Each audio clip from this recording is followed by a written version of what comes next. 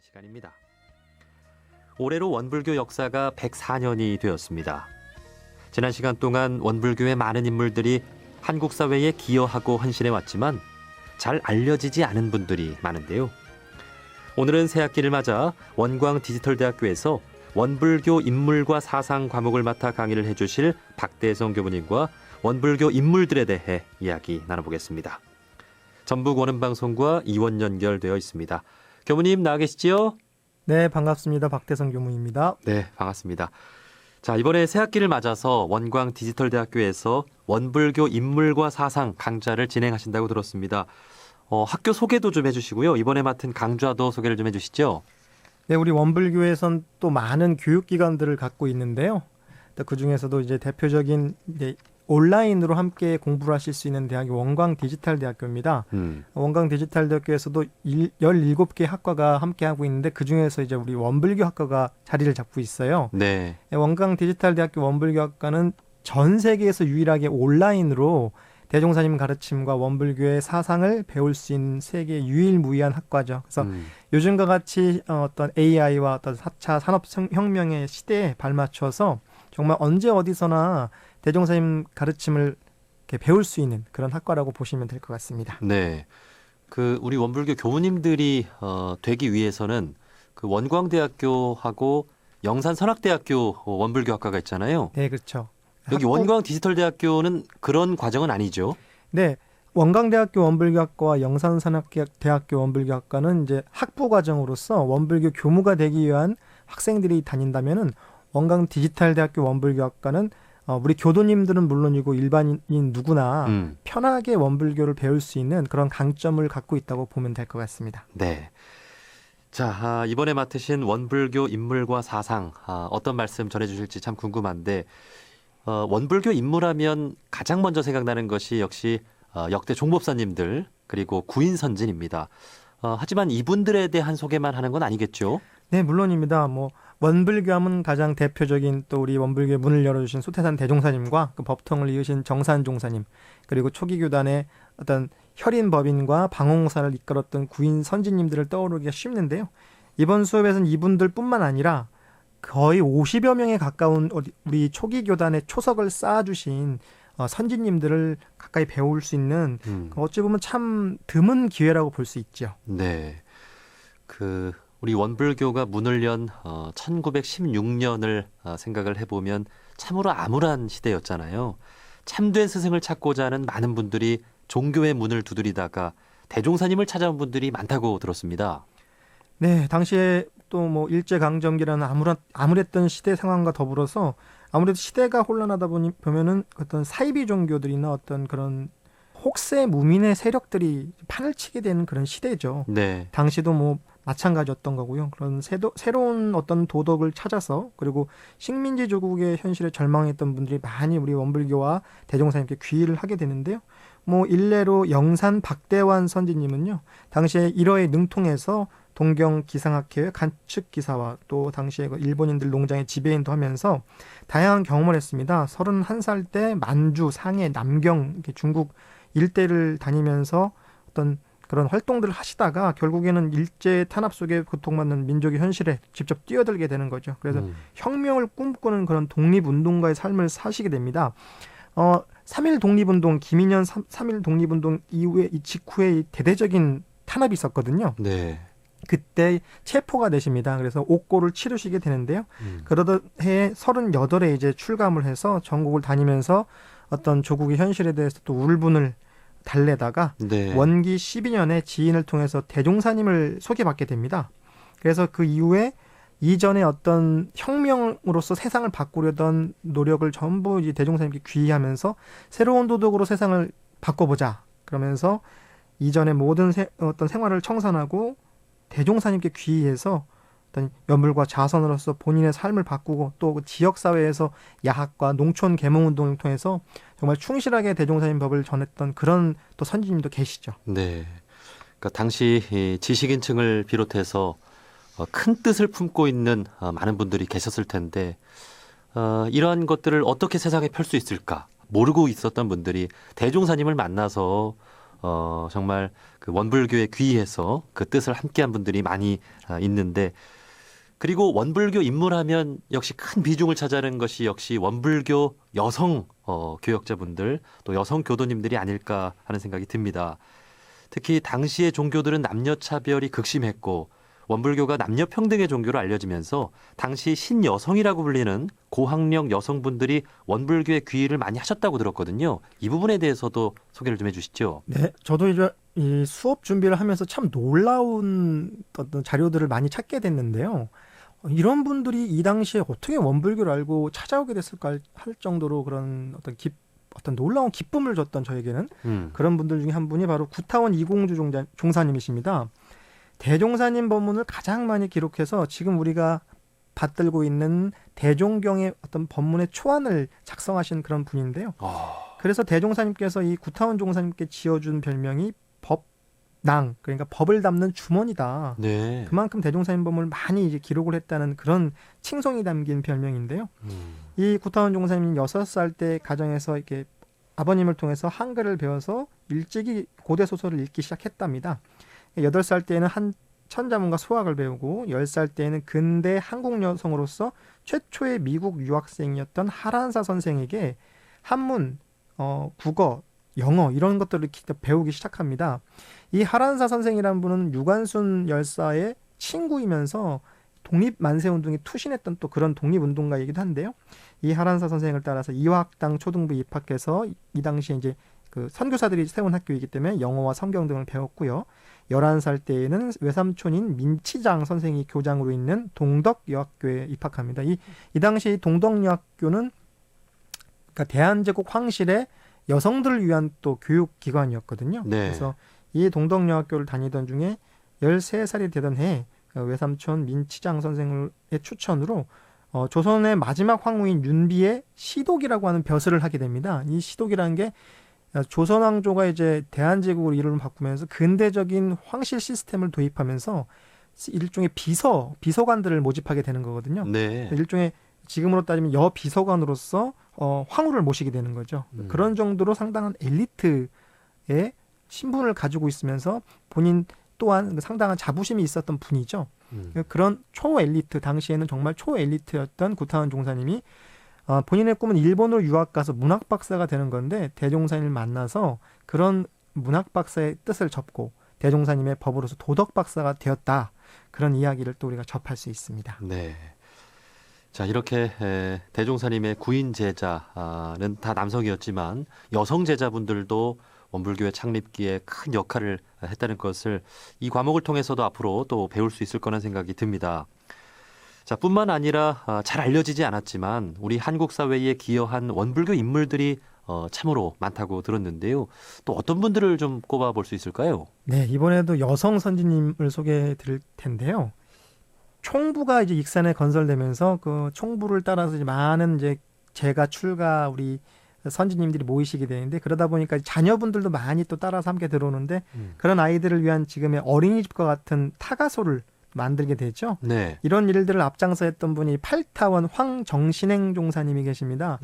이분은 앞서 소개해드린 구타원 종사님만큼의 어떤 엘리트 여성이었는데 신여성이었는데 그뿐만 아니라 상당한 그 경제적인 능력까지 갖추고 계셨던 분이에요. 그래서 이분이 원기 30년 광복이 되자마자 우리 초기 교단 선진님들과 함께 서울역에서 전제동포 구호 사업이라고 하는 그때 당시에 이 만주와 일본 그리고 중국 대륙에서 이제 조국을 찾아서 돌아오는 맨손으로 돌아오게 되는 거죠. 그런 우리 동포들을 위한 구호 사업을 교단에서 거교적으로 펼치게 되죠.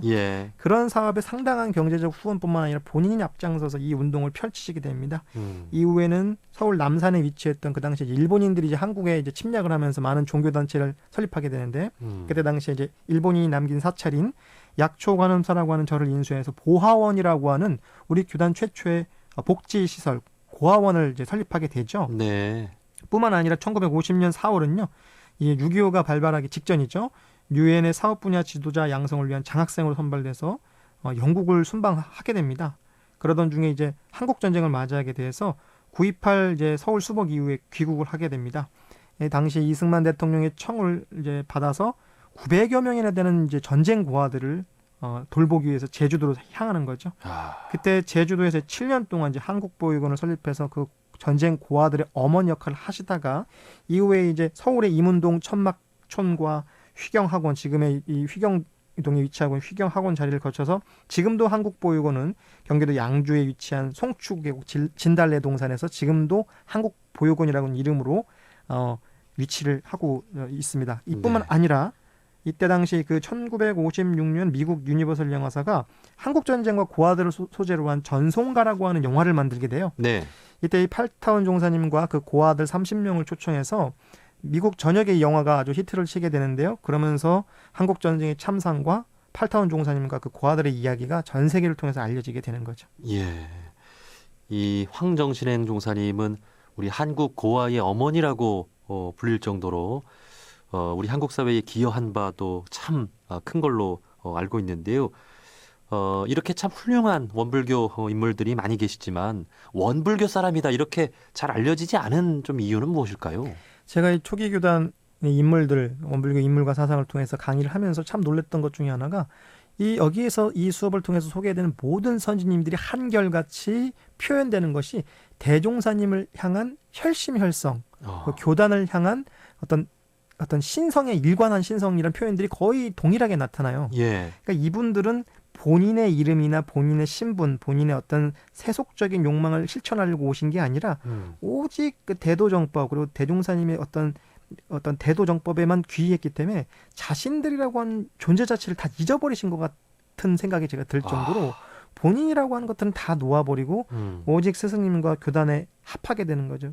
그러다 보니까 자신들의 이름이 드러나는 게 중요한 게 아니라 이 회상과 우리 스승님밖에 존재하지 않았던 분들이 바로 이 초기 교단의 선진님들이 아니었나 하는 생각을 또 하게 됩니다. 그러다 네. 보니까 당연히 이런 어른들이 자신의 개인 이름보다는 덜 알려지게 되는 거죠. 네. 그러니까 세상에 꼭 필요한 자리에서 또 대산종사님 말씀대로 하면 밑자리에서 일하라고 하는 말씀, 또 무아봉공의 그런 정신들이 우리 선지님들의 삶에 고스란히 녹아있다는 생각이 듭니다. 자, 이 원불교 인물과 사상 강좌를 이렇게 한 번에 듣기는 참 아쉬운데 교무님 강좌를 볼 수 있는 방법이 있습니까? 네, 학생이 되셔야 될 텐데요.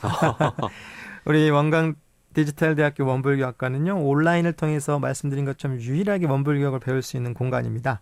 당연히 우리 원불교 정신의 바탕을 둔 교육을 통해서요, 마음 공부 전문가 그리고 원불교 학의 전문가를 양성하는 학과입니다. 그래서 우리 원불교의 교재인 불법의 시대와 생활화 대중화를 또 선도한 학과이죠. 그래서 그뿐만 아니라 다양한 연계 전공을 함께 공부할 수 있는 그런 장점도 있고요. 원불교뿐만 아니라 다양한 어떤 사상적인 흐름도 동시에 배울 수 있는 장점이 있다는 게 참 우리 학과의 어떤 특성이라고도 볼 수 있습니다. 또 뿐만 아니라 이 디지털 대학교라고 해서 정말 인터넷으로만 수업을 하는 게 아니라 서울, 익산, 대전, 광주, 부산, 대구 등 지역 캠퍼스가 실제로 있어서 오프라인 교육도 함께 진행을 하고 있습니다. 그래서 오프라인, 온라인을 함께 연계해서 교육을 받을 수 있는 그런 장점도 갖고 있습니다. 벌써 원광 디지털 대학교가 17개 학과 그동안 누적 학생 수가 35,000명에 달할 정도로 우리나라에 설립되어 있는 어떤 사이버 대학교, 디지털 대학교 가운데서 정말 수위, 어떤 상위권을 달리고 있는 그런 학교이기 때문에 그 중에서도 또 원불교학을 배울 수 있는 장점을 갖고 있기 때문에 꼭 한 번씩 관심 가져주시고 또 입학 문의해 주시면 좋을 것 같습니다. 입학 문의는요, 포털 사이트에서 원광 디지털 대학교 원불교학과를 검색하셔도 되고요. 또 전화는 070-5227-3539, 070-5227-3539로 전화해 주시면 언제든지 문의가 가능합니다. 네. 우리가 그 평생 교육이라는 말이 있잖아요. 네, 평생 필요한 공부를 우리가 해 나가야 하는데 원불교 정신을 바탕으로 해서 세상에 꼭 필요한 그런 학문과 기술들을 배울 수 있는 곳입니다. 많은 분들의 관심을 바라고요. 이제 교무님께서는 특별히 원불교 인물과 사상을 맡아서 강의를 해주시는데 원불교 104년의 역사가 이제 한국 사회의 격동기와 함께한 만큼 참으로 한국 사회와 마음을 같이 한 그런 많은 분들이 계시는데 우리가 이 원불교 선진님들의 어떤 삶을 꼭 기억해야 하는 이유는 무엇일까요? 우리가 아침에 일어나서 세수를 하고 얼굴을 이렇게 단장하면서 거울을 보게 되죠. 그 거울을 통해서 자신을 이렇게 돌아보게 되는 건데 정산종사님께서 이런 말씀을 하셨습니다. 역사는 세상의 거울이다. 그러면서 어느 시대를 막론하고 모든 일의 흥망성쇠가 다 이 역사에 나타나는 까닭이기 때문이다라고 설명을 해주셨어요. 우리가 역사라는 게 과거에 뭐 몇 년도에 무슨 사건이 일어났다 이런 걸 그냥 단지 외우는 게 아니라 사실 그렇게 외워서 우리가 역사를 공부한다고 할 수 없을 것 같고요. 그 역사가 지금 여기 현재로 이루어지고 있다. 그렇기 때문에 우리가 과거를 배운다는 건 곧 지금을 변화시킬 수 있는 원동력이 되지 않을까 그런 생각이 됩니다. 우리 원불교도 마찬가지죠. 우리가 우리 원불교의 역사, 우리 원불교 교사를 공부한 이유도 지금 원불교의 모습이 바로 이 과거의 초기 교단의 창립 역사와 그 역사 속에 담긴 맥이 지금까지 면면이 흘러온 결과물이라는 거죠. 네. 그래서 우리가 과거 역사를 배우고 학습하는 게 지금의 원불교를 이해하고 또 우리 지금의 원불교가 더 창조적으로 계승 발전하고 이 뜻을 대종사님의 어떤 사상과 교법을 창조적으로 계승 발전할 수 있는 길이 바로 우리가 역사를 배우는 데서부터 시작된다. 이렇게 보면 정말 무엇보다도 중요한 게 원불교인이라면 원불교의 역사를, 초기 교단의 역사를 알아야 된다. 이런 이유만 가지고도 충분히 공부를 해볼 만한 가치가 있다고 볼 수 있을 것 같습니다. 네. 우리 원불교의 정신을 우리 한국 사회에 또 세계 평화를 위해 어떻게 구현해 왔는가 하는 부분들 우리의 또 과제이기도 하잖아요. 그런 부분들을 우리가 선진님들의 삶을 통해서 배울 수 있는 기회를 우리가 가져야 될 텐데 이제 교무님께서도 이제 선진님들의 어떤 삶을 새롭게 공부해 나가고 있는 그런 과정이시겠어요? 저도 지금 사실 제가 공부하는 기분이 들어요. 예. 저도 이제 원불교 교무로서 벌써 10여 년이 넘게 활동을 해왔지만 정말 제가 학생으로 들어가서 다시 이 강의를 제가 듣는다. 그런 심경으로 제가 준비를 하고 있는데요. 그런 재미를 함께 저만이 아니라 함께 느껴보시면 어떨까 해서 권유를 좀 드리고 싶습니다. 네. 자, 그래서 교무님께 요청을 드리면 앞으로 우리 원불교 의 어떤 그 역할을 한 주제별로 나눠서 이렇게 특강 형식으로 교무님께 몇 번 더 요청을 드리고 싶은데 괜찮을까요? 네, 뭐 제가 좀 도움이 된다면 우리 청취자 여러분들께 도움이 된다면요, 제가 언제든지 배운 만큼 돌려드리도록 하겠습니다. 네. 앞으로 둥둥수요 특강에서 원불교 인물들이란 주제로 박대성 교무님을 몇 차례 더 모시도록 부탁을 드리고요. 여기까지 말씀 듣도록 하겠습니다. 원광 디지털대학교 박대성 교무님이었습니다. 교무님 소중한 말씀 고맙습니다. 감사합니다.